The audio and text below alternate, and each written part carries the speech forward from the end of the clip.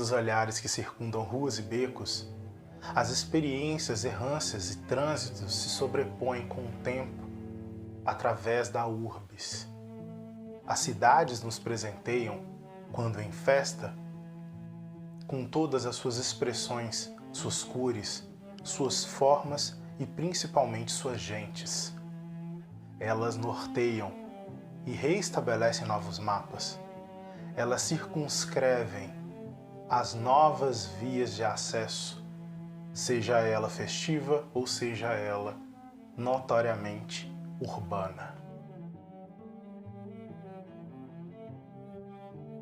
É no momento em que a festa sobrepõe-se à cidade, em que essas se entrecruzam, que as narrativas criadas a partir deste momento podem ser lidas e visualizadas como novas escritas sobre cotidianos ordinários, como dizia Michel de Certeau. Essa força de inovação em que se constroem camadas através do tempo na cidade é o que me interessava. A minha pesquisa mantinha foco nas relações dos tapetes de serragens, na construção desses tapetes, mas para além dele, usado apenas como objeto, como um foco. O que me interessava eram as relações sociais, os fenômenos que se estabeleciam dentro desse tapete, dessas questões em que ele envolvia, do seu início ao a sua destruição. Bem, meu nome é Frederico Moreira, eu sou pesquisador no campo do patrimônio cultural de natureza imaterial e sou formado em artes plásticas, bacharelado em cerâmica e xilogravura, licenciado em arte e licenciado em história.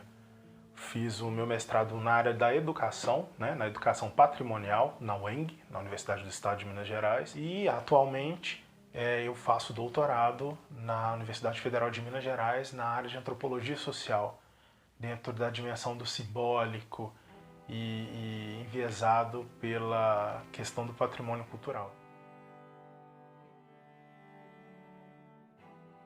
Um conceito nos é importante de início para conseguir explicar e falar um pouco sobre essas pesquisas que vem estabelecendo, que é o conceito de palimpsesto. Palimpsesto, hoje bem em voga no campo da história, ele fala sobre o uso de pergaminhos no mundo grego, em que, com a falta de novos pergaminhos, aqueles antigos pergaminhos tinham suas escritas raspadas, para que novos textos fossem escritos sobre eles. Só que a raspagem, às vezes, não era uma raspagem, não se apagava o que estava escrito de fato. E o que acontecia era a sobreposição de várias escritas, ou seja, a mesma coisa acontece com a leitura da cidade no tempo presente. O que você vê, assim como nas Cidades Invisíveis de Ítalo Calvino, é a presença de vários textos que se constroem a partir das camadas temporais. Quando eu ando numa rua, quando eu atravesso uma avenida, quando eu estou numa praça ou num antigo casarão, o que eu vejo é uma leitura de vários tempos, de várias cidades. É nessa leitura de várias cidades, é nessas narrativas em que a cidade se constitui, é que a minha pesquisa tem foco. Por quê? Porque a partir da festa, novas narrativas fazem, constroem, constituem novas cidades.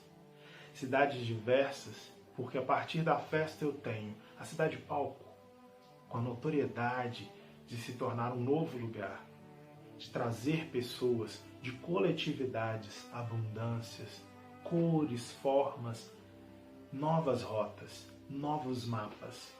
Ou a cidade corpo, em que as pessoas, os transeuntes, os passantes, viajantes, habitantes, as pessoas que ali estão, fazem novos desenhos, criam também novas rotas, novos mapas não oficiais. Da mesma forma, a cidade em devir. Uma cidade com possibilidade de ser, mas que não se sabe. A festa entrecruza com a cidade em suas poéticas, em suas narrativas. É a partir deste olhar, do olhar de uma cidade em momento de festa, em que faço uma leitura apurada, em que crio possibilidades de enxergar poéticas a partir das camadas que o tempo a coloca.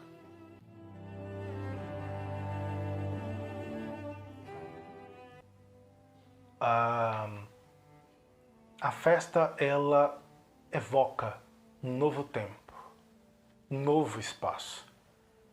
Ela conjectura novas narrativas sobre algo anualmente, ciclicamente projetado numa memória social.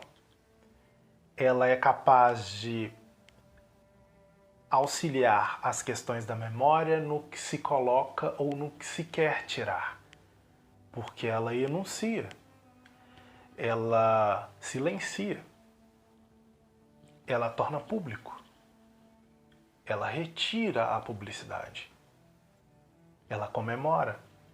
Nela se colocam ou se retiram pessoas, nela se reutilizam figuras, formas, cores, nos cheiros, nas gentes e nas questões que são permeadas através da porosidade e da polissemia das festas,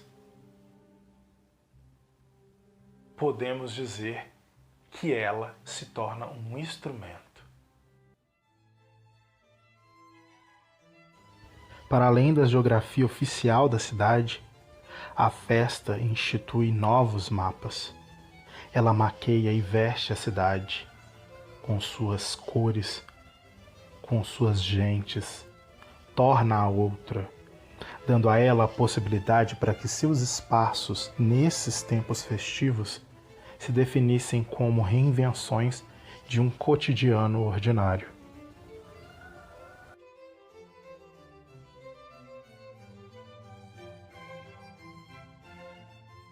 Abaixar, levantar, se estender, seguir adiante, pisotear, palmilhar, lançar ao alto, dar as mãos, gesticular em fé, abraçar. Eis a cidade-corpo. A cidade-corpo é entendida na metáfora em que os movimentos dos sujeitos das coletividades circunscrevem-se nos espaços da cidade.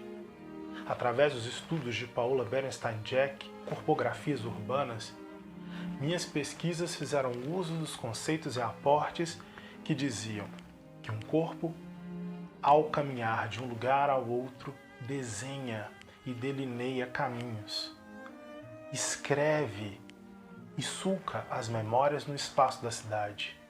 É a partir desses conceitos que eu estabeleço a chamada cidade-corpo, que toma força na procissão para o corpo de Deus, neste caso, e dita as formas e forças em que caminhos, trânsitos, locais podem ser movimentados, delineados e desenhados a partir das experiências no espaço urbano.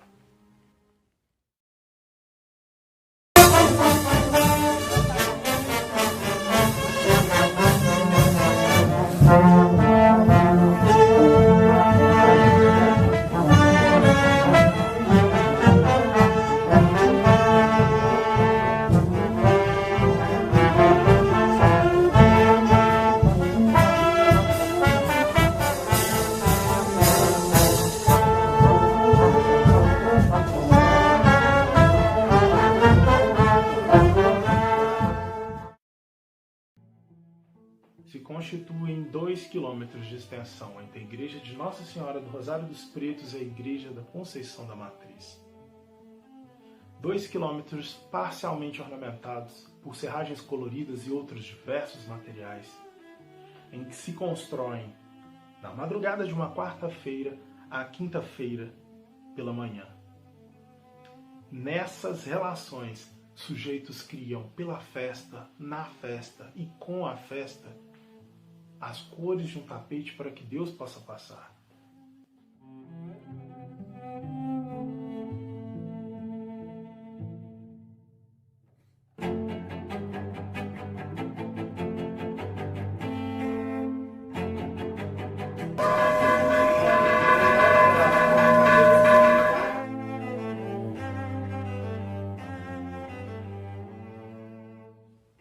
A rua é o sentido da festa? Ou a festa faz o sentido de fluir da rua?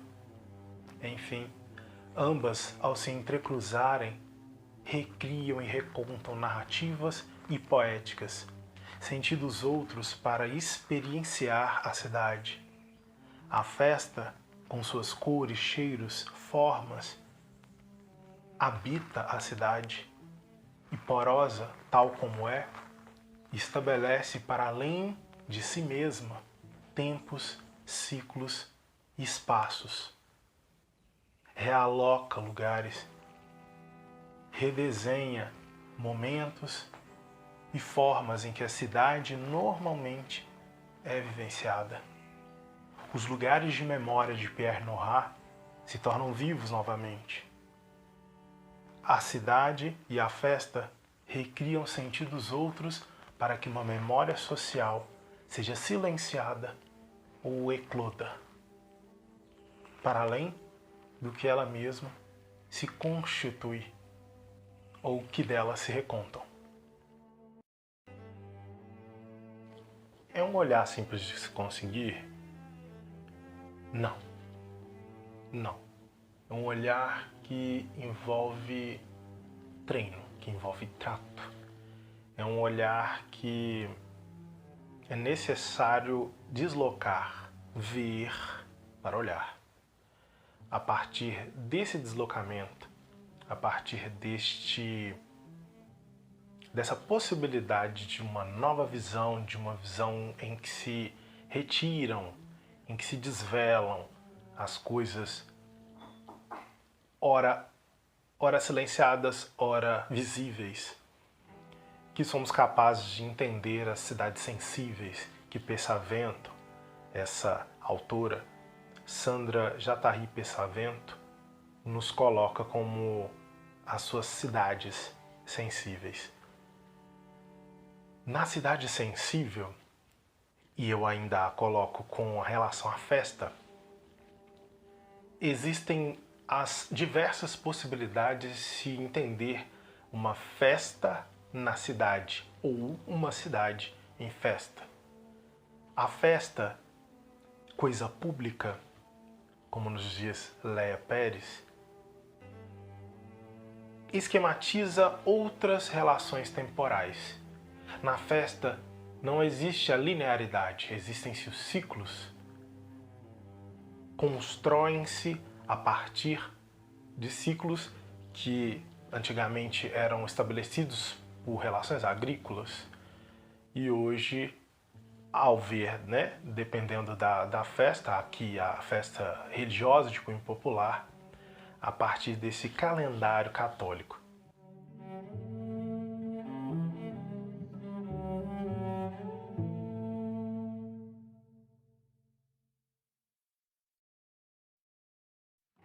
Um carro segue na rua, o pipoqueiro grita de longe, R$3.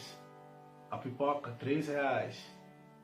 A senhora varre a calçada, olhando para baixo, para cima, enquanto o senhor a cumprimenta de longe e diz, suas filhas vão bem? E ela responde, sim, elas vão, até mais. O cotidiano ordinário de Michel de Certeau, na sua reinvenção do cotidiano, tem nessa cidade em devir a possibilidade de se criar algo em que não se sabe o que acontecerá. As cidades invisíveis de Calvino se entrecruzam às cidades sensíveis de Sandra Pessavento. Ali, as ranhuras de um portão, as marcas de uma calçada nas pedras de antigas construções dos tempos coloniais, têm na presença as suas próprias narrativas. Visualiza-se de longe ou de perto as camadas que o tempo lhe atribuiu de uma cidade que conta, mesmo que em silêncio, as suas poéticas.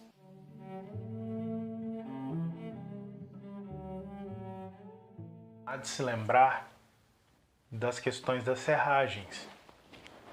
Muito tem sido alterado, desde tapetes feitos de pano por projetos, a raspas de cano de PVC colorida, a borra do café, as cascas de ovos, as farinhas, o sal, enfim.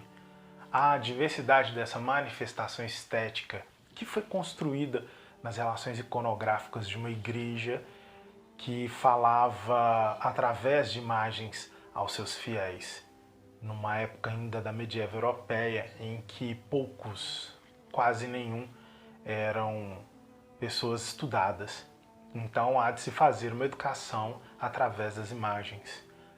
Não diferente, aqui nós temos em palco, em cena, as imagens que são construídas. Nas participações que eu tive, eu me lembro de ter feito a uva, e trigo, a hoxa, entre outros. Existe uma coisa muito forte na questão do material. A serragem, como todos sabemos, é a mais clássica de todas.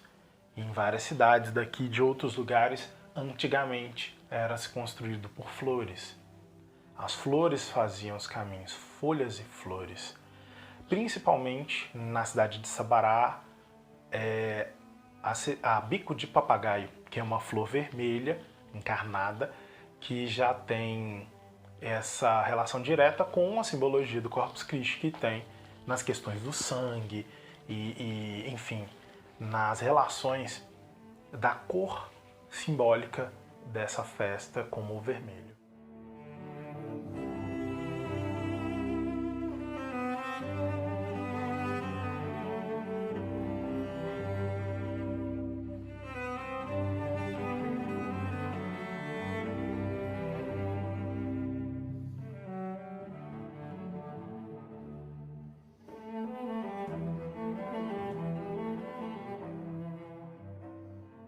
No Museu da Gente Mineira, do qual eu falo, e pelo qual temos aqui esse vídeo, nós temos vários tipos de objetos.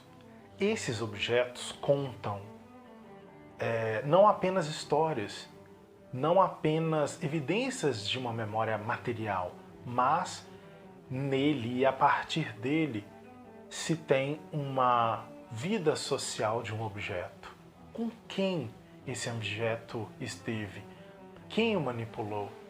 Para que aquele objeto foi feito ou, enfim, utilizado? A memória social do objeto, através dos estudos de Arjun Appadurai, reconta o trânsito em que esse objeto, tal como a serragem, que hoje perde foco por conta de uma indústria moveleira em que se usa o MDF, tem, eu retorno, num vaso, num piano ou numa estátua, uma memória social. Todas as relações que a cumprimentam, fenômenos que a atravessam, novamente, tal como a festa, ela também é porosa. Como já diz em outros vídeos, um estudo de Câmara Cascudo sobre as redes de dormir nos diz sobre